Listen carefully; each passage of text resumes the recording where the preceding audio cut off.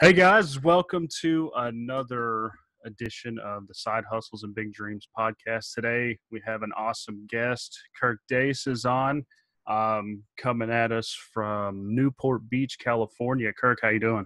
I'm doing awesome. Thanks for having me. Awesome, man. I'm really excited to have you on the show this week. So, Kirk is.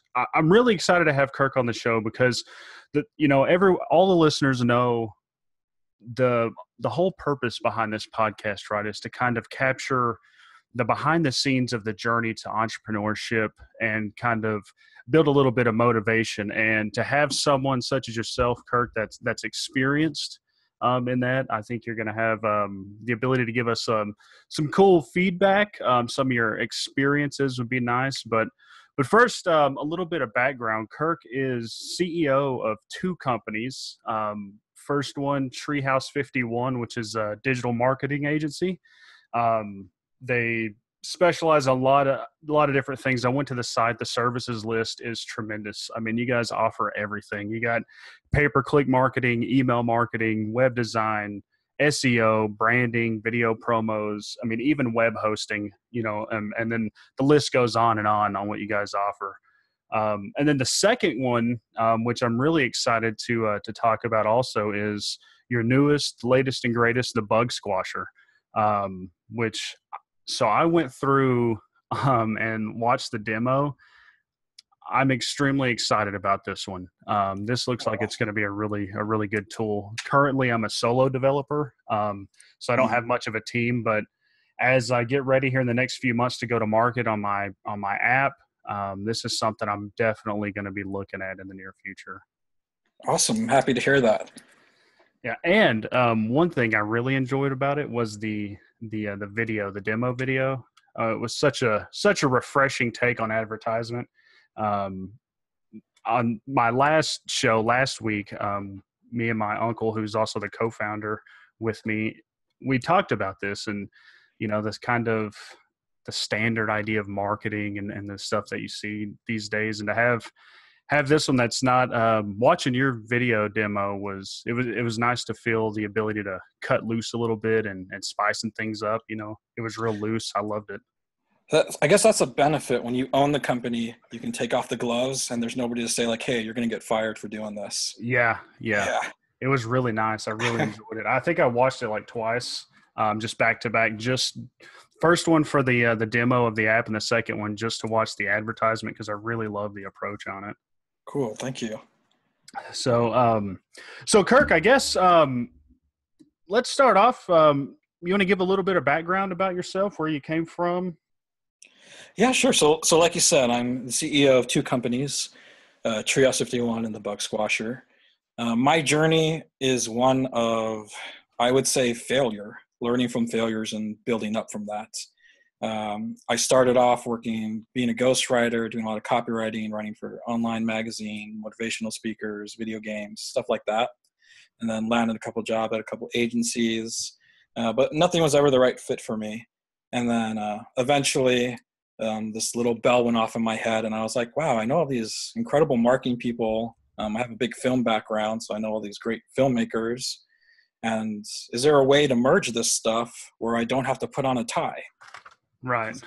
So all of that was the beginning of Treehouse 51, bringing together just a creative group and launching marketing for brands across the U.S. primarily.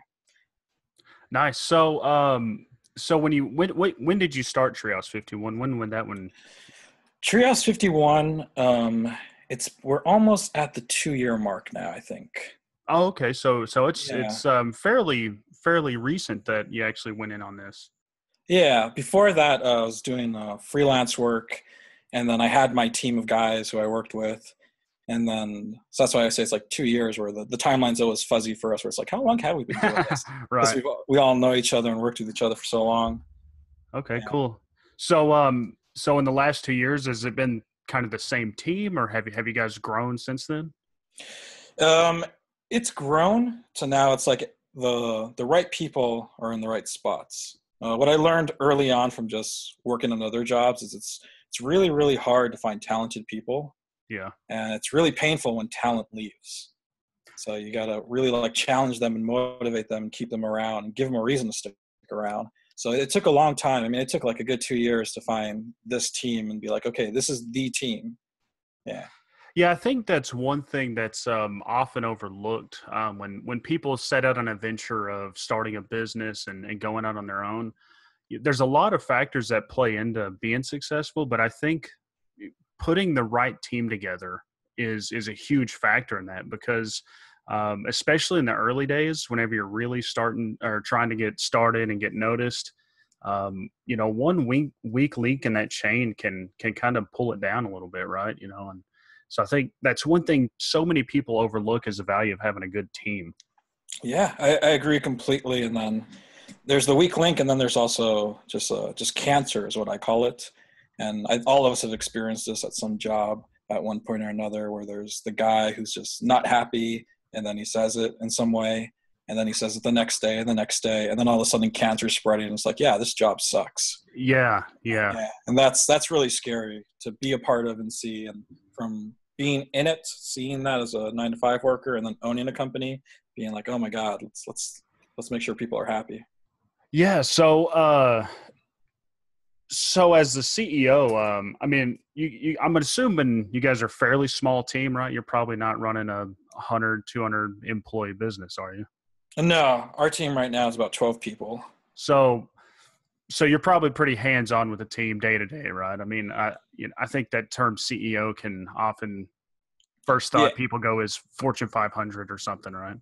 Yeah, I'm definitely in the trenches with the guys. I'm doing, we have like our own project management system, obviously. And when tickets come in, I'm there doing work with them. Awesome. So background, do you have any programming or coding background? I actually do not. So, well, another one of my great secrets is get really talented people who are better than you. And Yeah.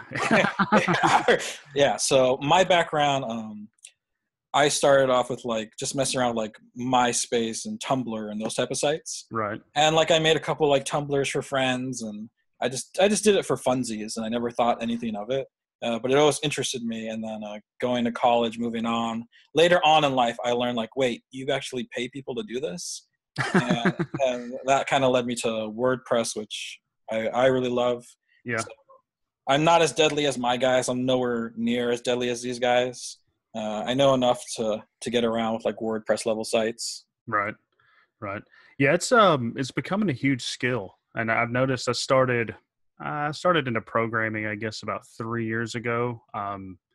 Just sort of really wanted to build my own website, and kind of just fell in love with the whole technology stack that was available. And I've noticed there's this little bit of downfall to being a programmer that I've noticed, which is what I don't know if it's a real term, but I call it the engineer's dilemma, which is just because you can do something doesn't mean you should take the time to do it.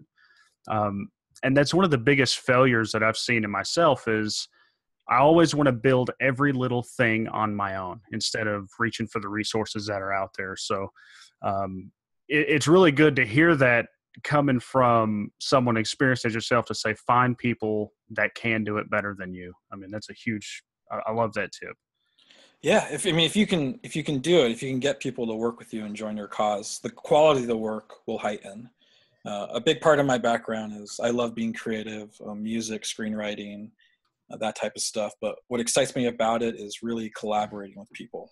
Right. And it's the same thing with this, or Treehouse 51. It was about bringing creative people together and collaborating, doing something, and being okay, like to say like, hey, I'm not the best at this, but I think you are. What can you do? Yeah. I think that goes back to that whole team aspect, right? I mean, it's such a crucial point to focus on. So let's go to the beginning real quick. I got one thing I like to ask people. Whenever you said, all right, hey, I'm going to do this. I'm going to get a team together, the guys that I know, and we're going to start this thing off. Did you ever take a second and kind of think about and define what success would be to you? When would you know that, hey, we're doing it, we're successful? So with the guys, it was when we make $1 million, when we're living the life. Yeah. With me, it was from working that 9-to-5 life, just working with different environments, seeing how everybody reacted to what we were doing, and just never feeling satisfied inside, never feeling like happy inside. Right. So for me, I feel like I'm on this endless journey of trying to find like that happiness, trying to go from this is good to great to iconic. You Yeah. know, Yeah. and I'm hungry for people just to look at what we do and be like, hey, that made me feel good. That to me is like the thing that I'm looking for. Obviously, all of us need money. We need it to come in. We need that revenue. Yeah. But if I'm honest, we can do so many different things for money. We can get like 9-to-5 jobs. We can do anything. So what keeps me around is that hunger in those moments. Yeah. And I think that's a good thing to have when you want to be an entrepreneur. Yeah. I heard a thing, when you look at these big time players in the business world and the entrepreneur world, is it's like, they start a venture and they don't continue to invest in other things and do other things because they need the money. They've made the money, right? It's that hunger that keeps them going. They legitimately love taking something that they're passionate about and growing it and giving it to the world, right? And Yeah. that's something I think you almost have to have if you really want to be successful. Otherwise, what's your motivation to keep going? Yeah, exactly. I think like, I forget how the saying goes, but my whole creative background, I always think an artist has to create art, a writer has to write, a director has to direct. So Yeah. I Yeah. think that entrepreneur needs that level of that spirit inside them as well. Yeah. Yeah. I mean, you really have to have it, I think, because it's not an easy game to get into. I mean, and if you don't have it, you're not going to last very long, I don't think. No. And then there's the whole side of you need to have that thick skin. So it's going to be a lot of slow periods. There's going to be a lot of things that don't work out the way you think it's going to work out. Yeah. So starting Treehouse 51, was there are there any major setbacks that you can recall? Oh, sure. Probably some big setbacks were I finally identified the team in the beginning, and I was like, I feel like this is the group. And for the most part, 80% of them are still around. And then the hard part is, where do we get the clients? Yeah. So that was and just kind of realizing like, how are we going to fund these things? And it's like, well, it's your company, Kirk. How are you going to do this? And I'm like, oh, okay. So like those things where it's like, it's so obvious, but everything's on you. And kind of starting Treehouse 51 was one of the most humbling experiences in my life, where I really appreciated more those 9-to-5 jobs I worked when I was younger, where I was like, okay, well now I see what it took to get here. Yeah. Yeah, definitely. I just went blank on what I was going to say to that. So as you start getting ready to get off the ground and going, did you look for funding? Did you kind of do it with while you were having a 9-to-5, or did you guys just bootstrap it? How did that go? So what ended up happening actually was I partnered up with a Alliance Virtual Office, Frank Cottle. Have you heard of companies like WeWork, Yeah. DaVinci? Yeah. So the Alliance Virtual Office is up there in the top 10 in that space. And Okay. Frank Cottle, I met him through a client. We shot a video on him. Just an incredible dude, a great friend, great person to learn from. And they were in the market of looking for an outside marketing firm to bring in to help with their projects. And that really opened the door for Treehouse 51. That really gave us that social clout and ability to talk to brands that otherwise we wouldn't be able to connect to without doing traditional marketing. Right. Yeah. So I went through just some of the brands that you guys have on the site there, and there's, I mean, the list is pretty hefty. I mean, so you can definitely see that there's definitely been some forward progress, right? Especially in 2 years.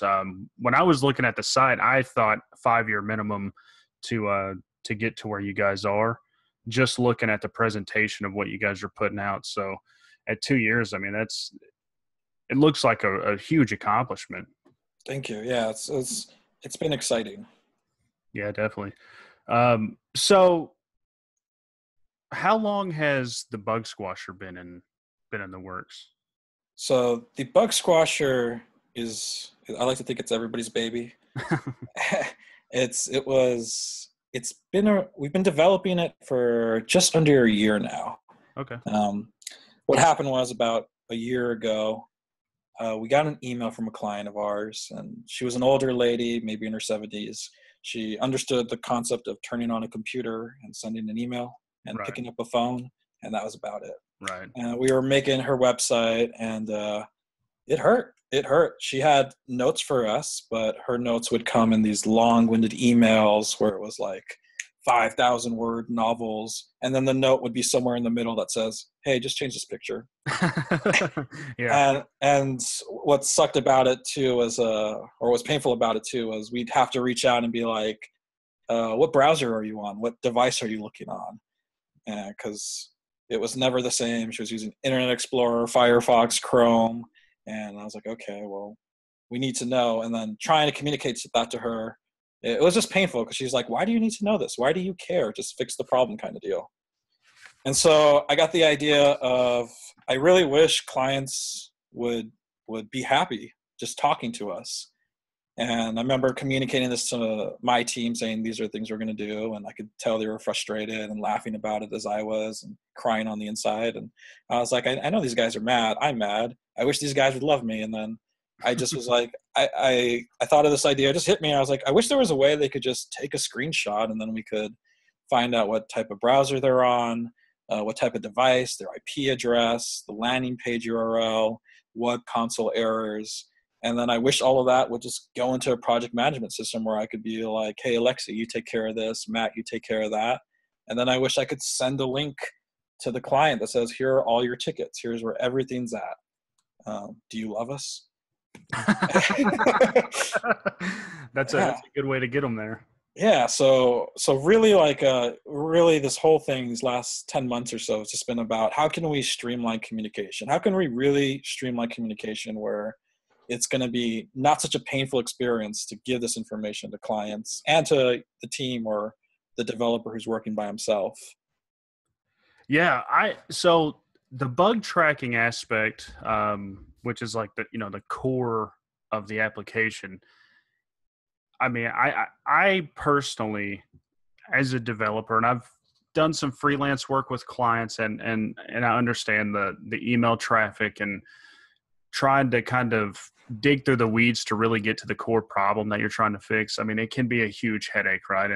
And when you're the face of your own business, you can't just say, hey, can you just get to the point, please? You have to be patient and understanding, and that can sometimes be difficult. And so I've looked at bug trackers, and a lot of them, you have to have, at least the ones I've seen, you have to have at least some sort of technical background to be kind of savvy on how to use them, right? And what I really love about this is the simplicity, the ability to take a snapshot of what they're seeing so that you can just see it. I mean, that is a genius idea. I love that idea. Such a great feature.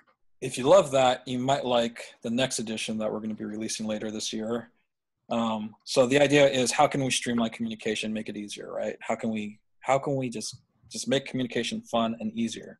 Well, I thought the screenshot was an awesome idea, and then I was like, it's too much work for the guy to click and drag. Right. How can we give them less work? So right now we're developing a Chrome extension where the user will be able to just hit record, and then they could say, hey, Kirk, this is where the problem is. Can you fix it? And the video goes into the bug squasher. Oh, man. Well, just, it's one of those moments when you think it can't get any better. That's awesome. Yeah, I'm excited for that. I'm excited for how it is now, and that'll be coming out later this year. Awesome. So is it fully released at this point in time? It is fully released. We have it. People can sign up for it. They can try it out. I do have a promo code for you guys. It's Side Hustles with an S. Nice. And users can get 20% off. The tool is not expensive as it is right now. It's $29.99 a month. When we add the Chrome extension, we're not going to change the prices. I like keeping things simple. Yeah. So every plan has the same features. It's just the only difference between the plans is how many bugs you can report. Yeah. Yeah. And so I really like this for freelancers as well, because when you're running as a freelancer and doing freelance web development for whether it's small business or individuals, whatever it may be, once you get to that realm of having 5 to 10 full-time customers, it can be really tricky without some sort of project management system or client management system on how you manage all the incoming tickets that you've got to handle, right? And something like this, I really love for the simplicity aspect. I think that's one of the huge things. Just looking at the demo, when I was watching the demo, you pretty much walk away knowing how to use the application before you even sign up. I mean, it's beautiful the way that it's laid out. I really, really enjoy it. Awesome, thank you. And yeah, you're absolutely right. The freelance developer who ends up getting about probably 4 to 5 clients and doesn't have some kind of project management system in place, they're stressed out. Yeah. They're up at night, they're checking their phone, they're getting text messages. Yep. They're trying to reply to everybody as fast as they can. Yeah, and specifically, I think e-commerce is a really big one also, because that's one of those that you can't have downtime, because especially if you're going global, if you're looking at you have a client that's selling globally, well, you're in different time zones, you're having to manage stuff in different times. So like you said, you're up at 2 a.m. checking your phone, seeing if anything came in, and the ability to be able to restrict IP addresses so that you can see the work on the back end and still have the site live without any downtime. Yeah. I mean, it's an awesome feature to have because it allows you to keep things going, especially in that world where you're working in a global commerce. Yeah. And I mean, the right way to do it is you're developing on development site and then you push all those changes to the live site and you never touch the live site. Yep. But real world is we're on the live site. The client doesn't have a budget for the development site. We need to get this done. So that's how that idea came, where I was like, well, how can we use this with people when there's traffic on the site? Yeah. And I think that's what really hit with me personally, because a large part of my focus whenever I do freelance work is I really like to target small business. I've always had this thing about small business where I feel the cost of technology is going down, right?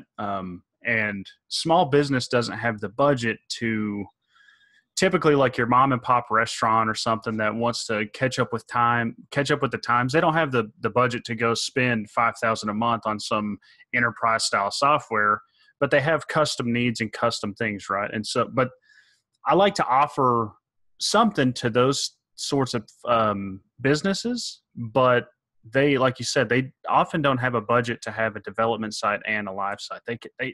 They have the one site that they need to keep up. And so having this as an option, I mean, it's a completely game changing technology for the freelancer.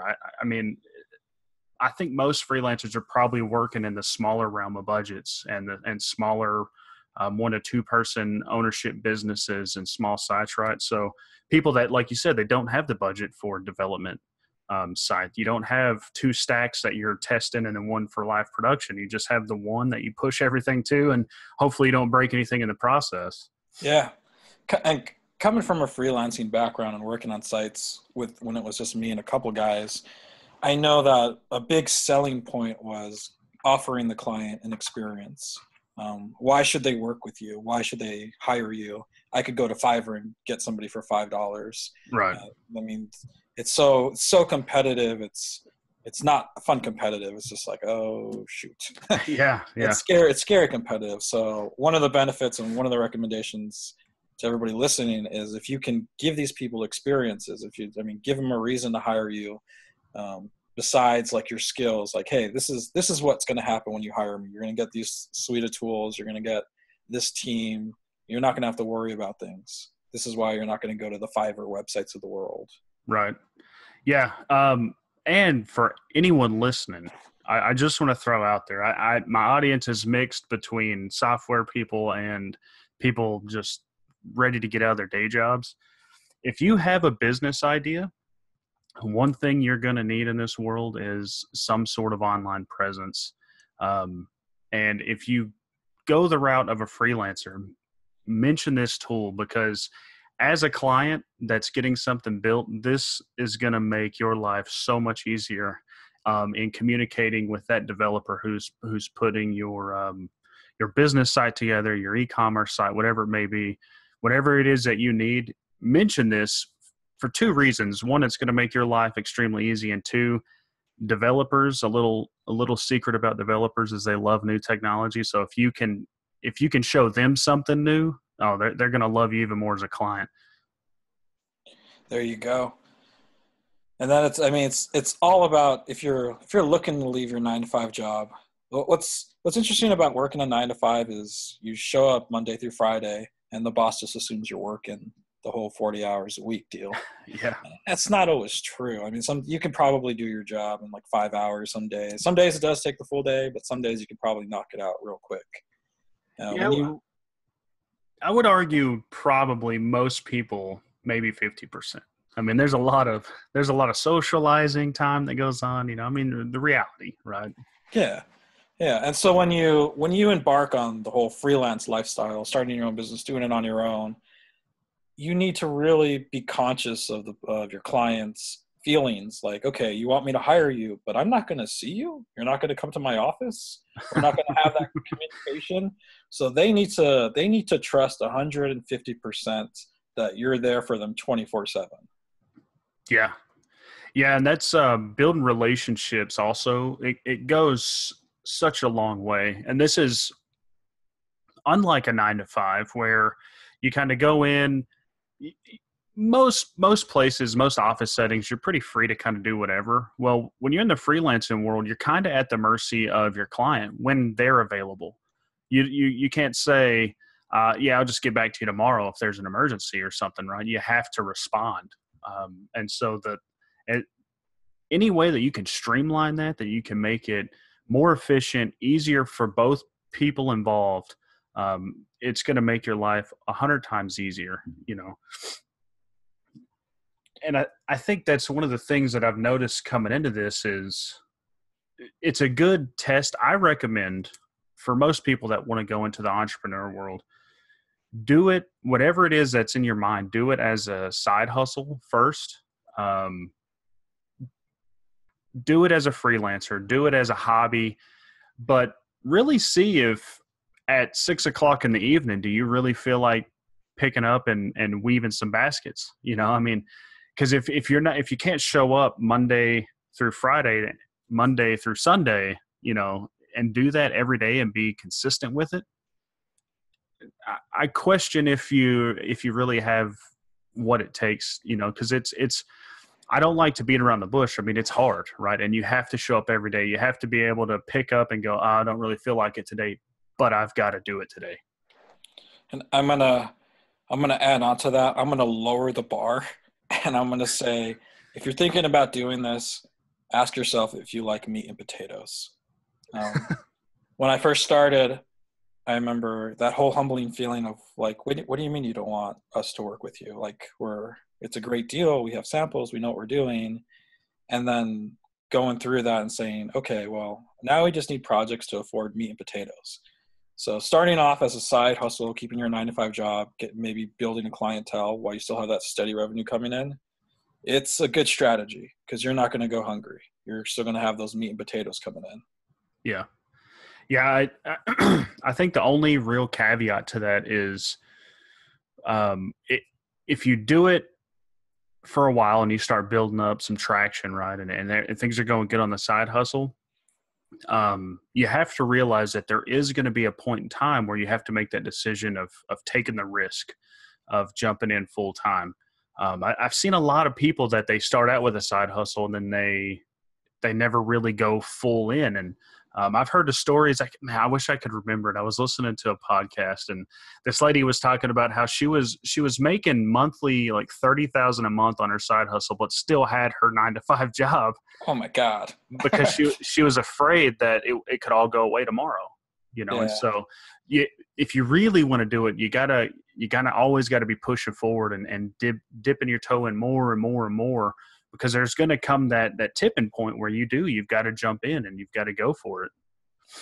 Yeah, you can't you can't half-ass it. You can't be Yeah. like a 50% entrepreneur. At some point, you got to rip off the band-aid, go big or go home, roll the dice, and say, "Hey, I'm gonna do it. I'm gonna do it, whatever that means to you, and see where it leads you." Yeah, yeah, fully. And realize, I think one of the biggest things is realize that there are going to be failures. There's going to be stress. There's going to be days where you just don't want to do it. There's going to be times when you're questioning every decision you've made, like, am I doing the right thing? Um, but you gotta keep pushing through. I think that's what builds the character of an entrepreneur. The successful ones, name one successful entrepreneur, whether they're the big names in the world or even just medium level guys that are just happy doing what they do, that does not have a failure story. I mean, I've Right. never heard of one, right? And I think building that thick skin is what builds success as well, because you learn from those mistakes and then you're not afraid to keep going. Yeah, you're gonna learn. You're gonna learn so much. I remember when I transitioned to Trios 51, leaving the 9 to 5 life. There was just all these different opportunities that were coming my way, where I was like, I would have never had this had I continued with my 9 to 5 life. And then in terms of failure, also would have never had as much pain to cry about in the shower. So, Yeah, yeah. So yeah, it is part of it. And like you said, you gotta not give up. You gotta be okay just pushing through it, and it's fine to feel down, but also realize what you're doing it for. You're doing it for yourself. Typically in 9 to 5 environment, most companies try to sell you on this idea: hey, you're part of the team, you're part of this world, but also behind closed doors, you're replaceable. Any day could be your last day. When you do it yourself, it's all on you. It's your baby. yeah, yeah. That's actually one of the points I've tried to drive from here is a lot of people we're in a world now where, I mean, you can start some sort of online business almost around anything. You don't have to be specifically in the tech industry. There's people just selling their DIY products online. And Right. there's places like Etsy and eBay and Craigslist that make these things possible, right? But what this mentality is, I don't want to leave the 9 to 5 because that's comfortable and that's Secure. Yeah. secured. Yeah. And people Uh-huh. don't realize that. They don't realize that that could go away just as easy as your own business. The only difference is you're not the one paying the taxes. You're not the one managing the finances at your 9 to 5. You just do your job and go home. So if you don't mind the extra stress, why not take the risk? I mean, in my opinion, it's more exciting. It gives a little bit more meaning to life and what you're doing. And if you're comfortable with your 9 to 5 and you like just having fun on the weekends, spend time with your family, hey, power to you. Because I oftentimes wish I could be complacent in my life like that. I just don't have it in me to sit around. Um, but if you're not, and you're daydreaming all day about bigger and better things, there's not a better time. I mean, you live in a phenomenal era to make it happen. Yeah. The abilities of the web and just connecting, like you said, all those different channels, you could do anything. Yeah, and meet anybody. I think that's one of the biggest things that makes it so possible, is that all it takes these days is one good social media post, one good product, one good connection, and you're off to the races. And then the hard part from there is maintaining, but um, you're never going to get to that one good Kickstarter unless you try. You've got to try. You got to put yourself out there and take the risk. Mhm. So awesome, man. Was there any man, I think we kind of dug through most of the real good advice for listeners already. But so one thing I do want to ask you, um, how do you feel? I mean, so there's this stigma, and I've seen a lot of promotions around this on social media lately. But it's something like all major CEOs read like 60 books a year or something. I don't know how to read. No. And so I love reading, but I've noticed, like, I don't know where you get the time between trying to run. I have a 9 to 5. I work a day job.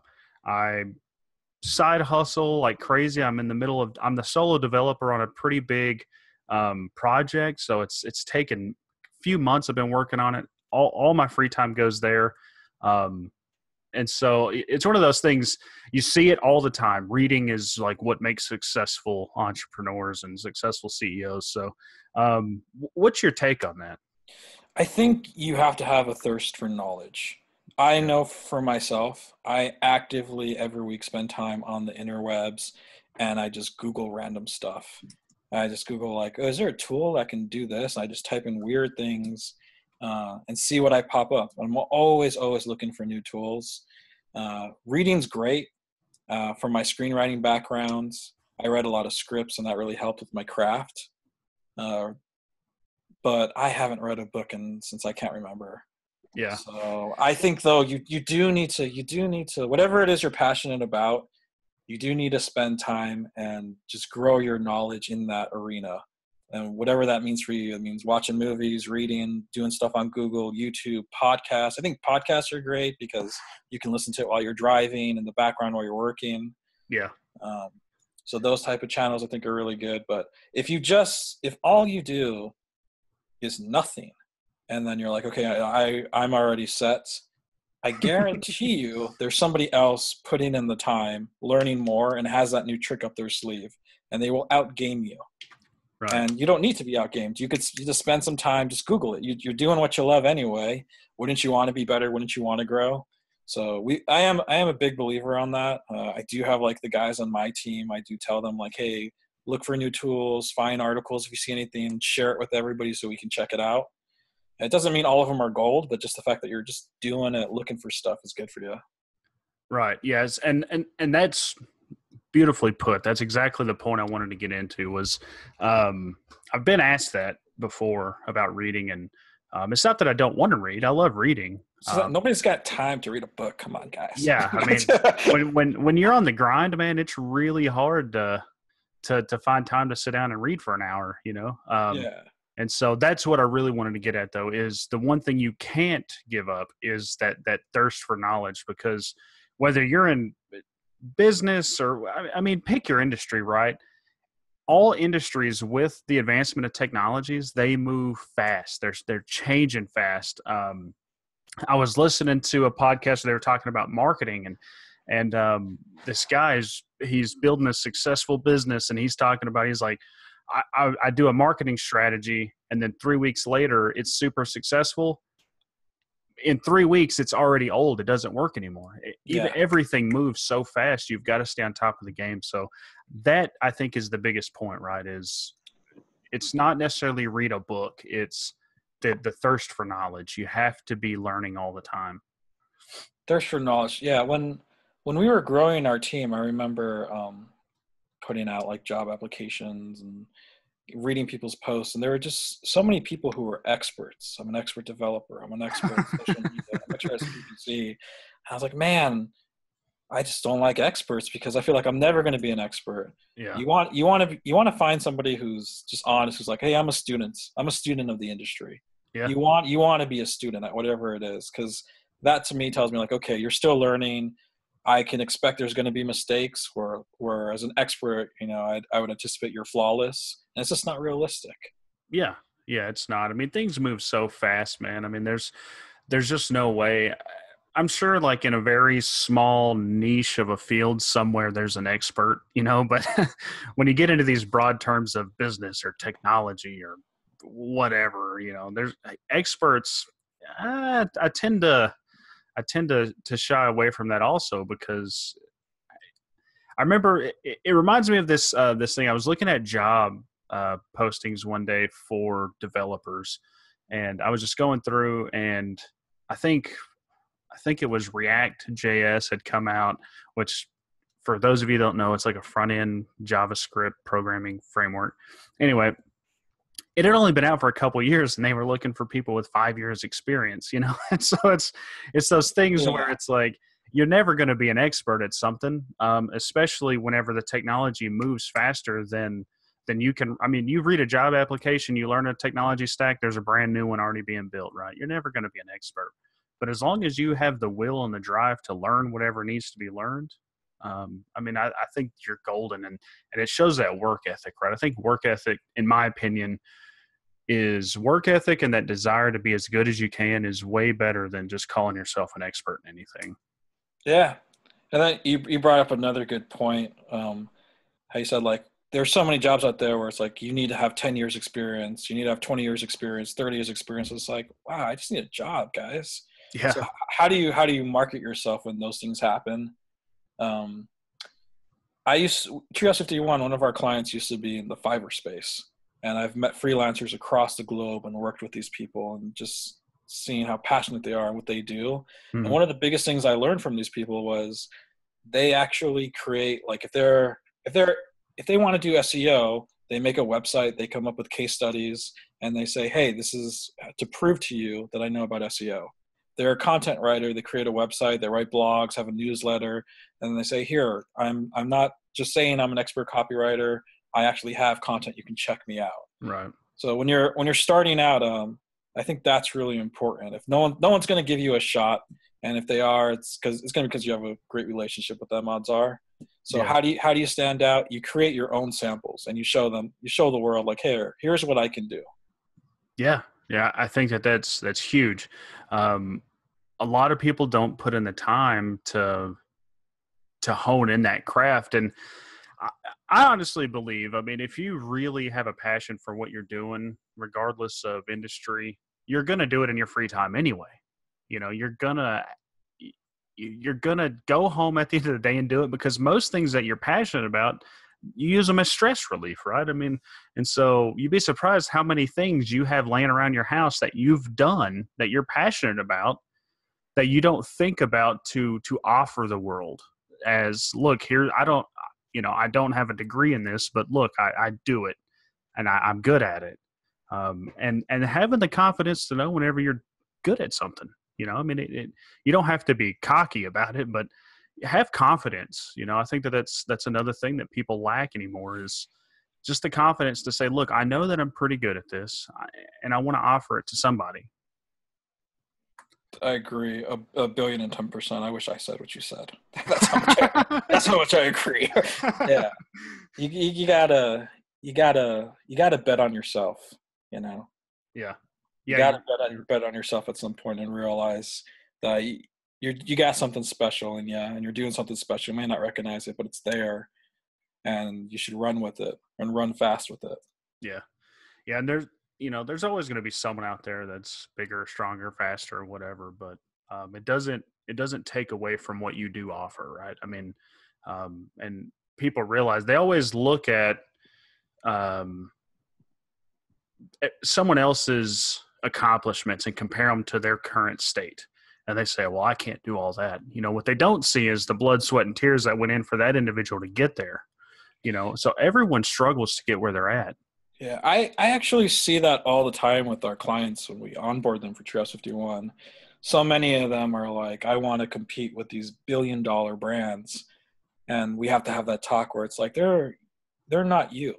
Okay. They're global. You're here in California. Yeah. And that's okay. That's okay. You should be, instead of being the struggling rock band that goes across the US, you should be stars in your state. Stars. It's great. Competition is great because it'll push you and hold you accountable and give you some goals to knock out. But keep the competition realistic. Yeah. Yeah. Yeah. I think you have to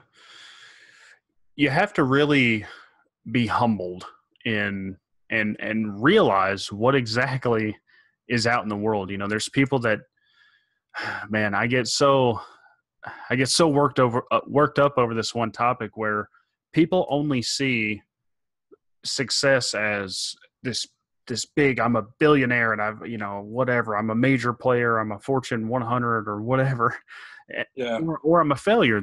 People don't understand that you can really write your own ticket at a mid-level agency, or as a mid-level business, doing whatever it is you do. Yeah, maybe you're not pulling in 300, 400 million a year, but you're putting food on the table doing what you love, and if you're just real about the expectation and real about what could happen, those are the things that keep you motivated to keep growing. And that's where everyone starts there. Nobody just wakes up one day and goes, okay, today I'm in $100,000 in debt. And then I woke up and I'm a billionaire. It just doesn't happen that way.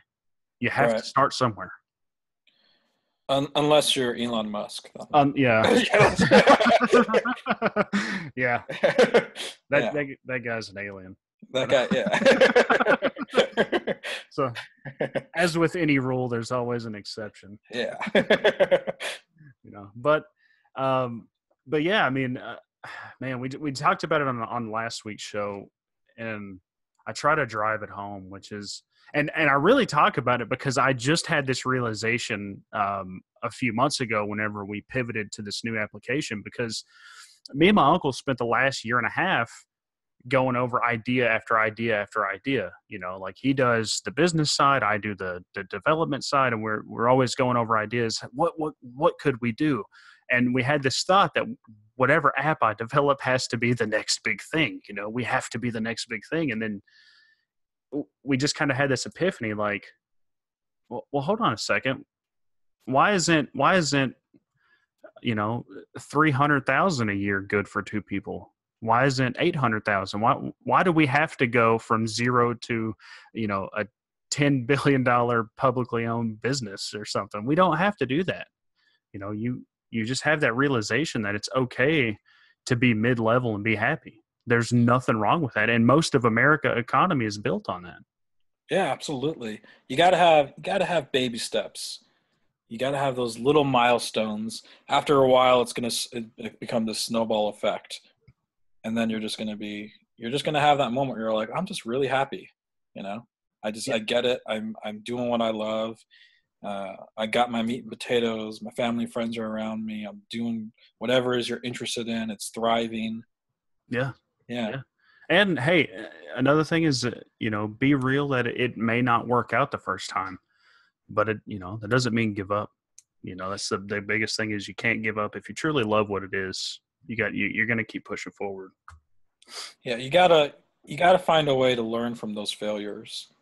And that's hard. That's just really hard. I know, speaking from experience, it's kind of like, well, there are so many things that when you start off doing your own business, you don't recognize. You don't think like, a perfect example, when we first started out, we did a bunch of work for a client and then he didn't pay us and he just skipped town, and then that was it. And I was like, well, what do we do now? Yeah. And how do you learn from that? It's like, okay, well, we need to change our onboarding process. That's rule number one.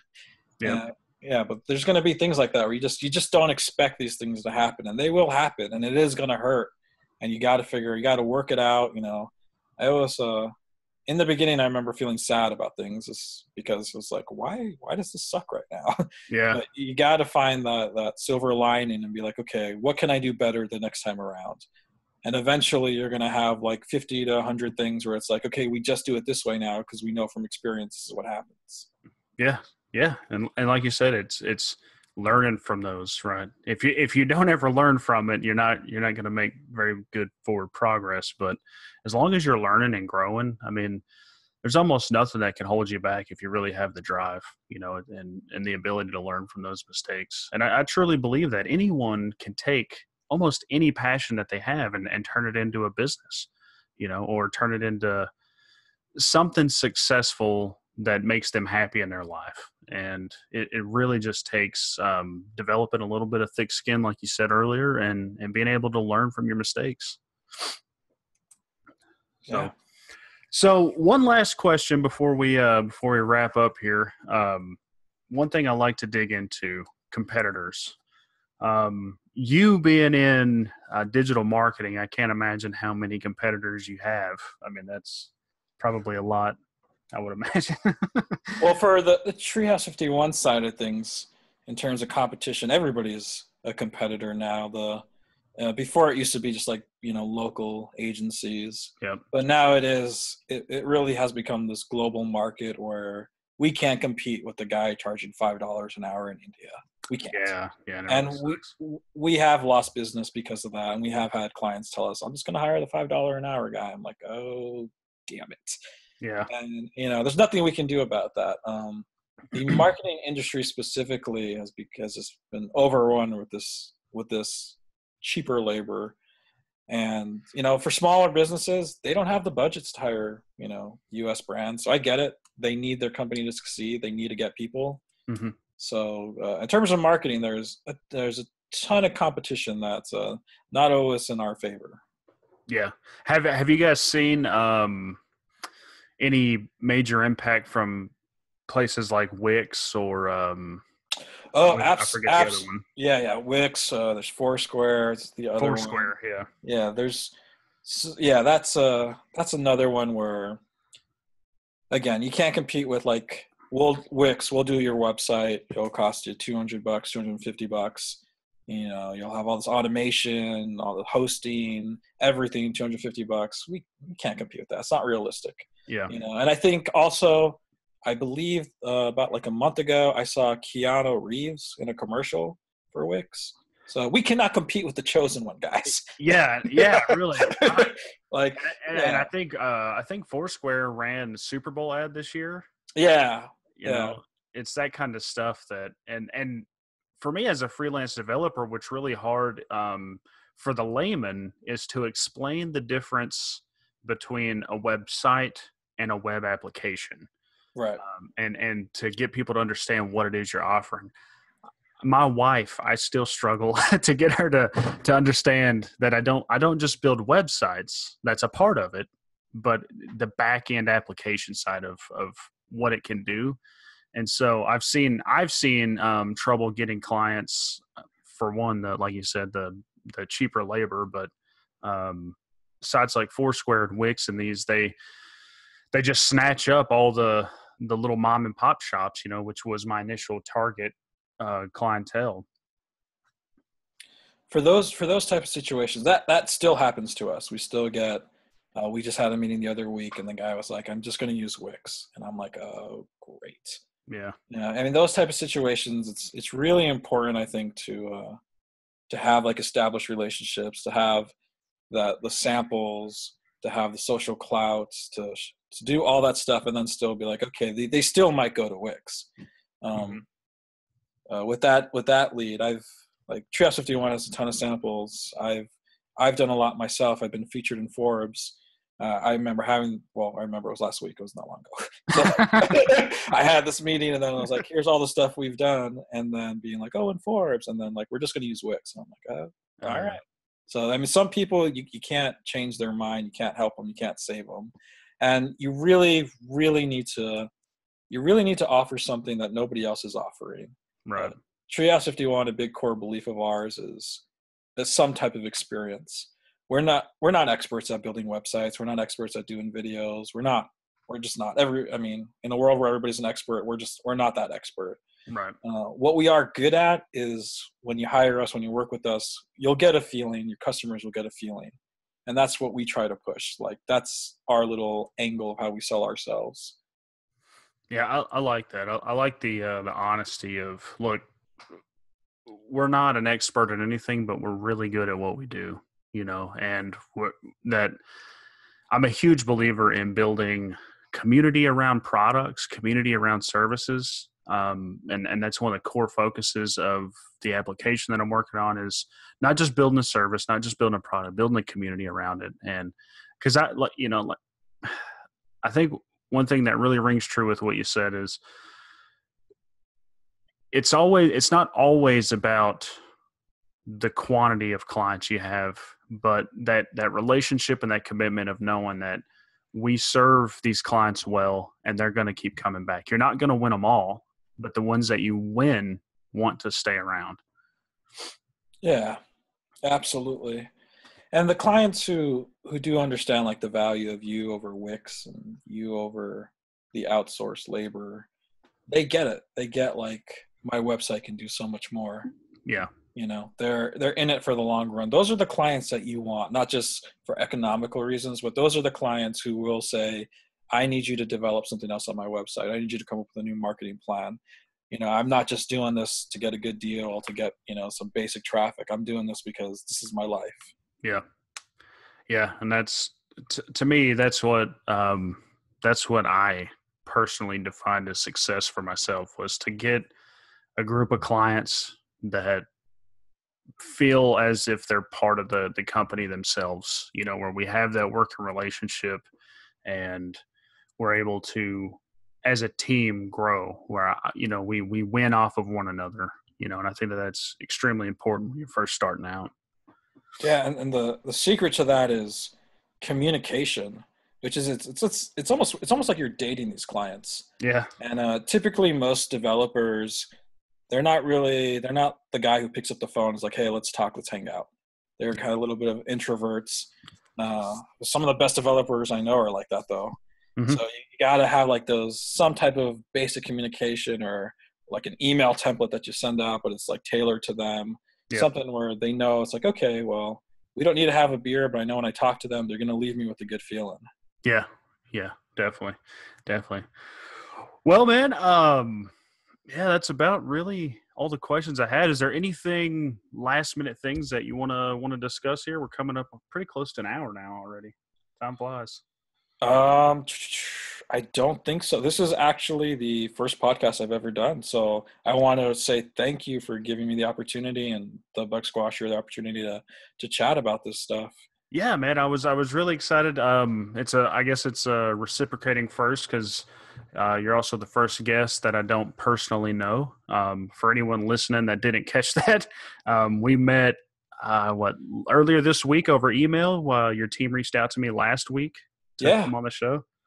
So I really appreciate it, man. I would love to have you on again in the future. Absolutely, yeah. So maybe as you guys roll out the next phase of the Bug Squasher, we can work something out and come on and chat about that. But yeah, so is there anywhere people looking to contact you that you would direct them to? If you want to contact us about the Bug Squasher, you can just go to thebugsquasher.com and then just hit the contact button, and it goes to everybody on our team. Everybody sees it. So I'll see it if you're like, hey, I want to talk to Kirk. They'll tell me. Okay. and then if you want to talk to me beyond that, you can email me. My email is kirk@treehouse51.com. So treehouse51.com. You can email us there. So those will be probably the two best ways to reach me. Awesome. We're on social media, but I don't really check LinkedIn that much. We do get a lot of messages from LinkedIn, but I'm not the best at LinkedIn. I feel you there. Yeah. So yeah, I'll throw the links to Treehouse 51, the Bug Squasher, down in the show description. So it'll be out there. If anybody wants to get information, check out the Bug Squasher. I really, really urge anyone to check out the demo video. It is kick-ass and awesome. As well as Treehouse 51. If you're looking for a digital marketing agency or web design or anything in that realm of anything digital and on the internet, check them out, treehouse51.com. We also, just to throw in, we also just released a few more little short 30-second videos on our YouTube channel. So if you like that first one, you might like these other ones too, because we don't take ourselves too seriously about it. Nice. I love that. Love that. And then, and then besides that, we do have that promo code for you guys. So Side Hustles, I'll send you you know how to spell Side Hustles. I sure hope so. Yeah. So yeah, I'll throw the promo code down in there too, guys. So check that out. Use Side Hustles, 20% off the Bug Squasher app. And with that, Kirk, thank you so much for coming on, man. I had a great time talking with you today. Thank you for the time. Yeah, likewise. I had a great time. So, all right, man. Well, I'm sure we'll be talking to you in the future, and keep up the good work, man. I really love what you guys are doing. Thanks. I really appreciate it. All right, man. We'll talk to you later. Okay. All right, bye.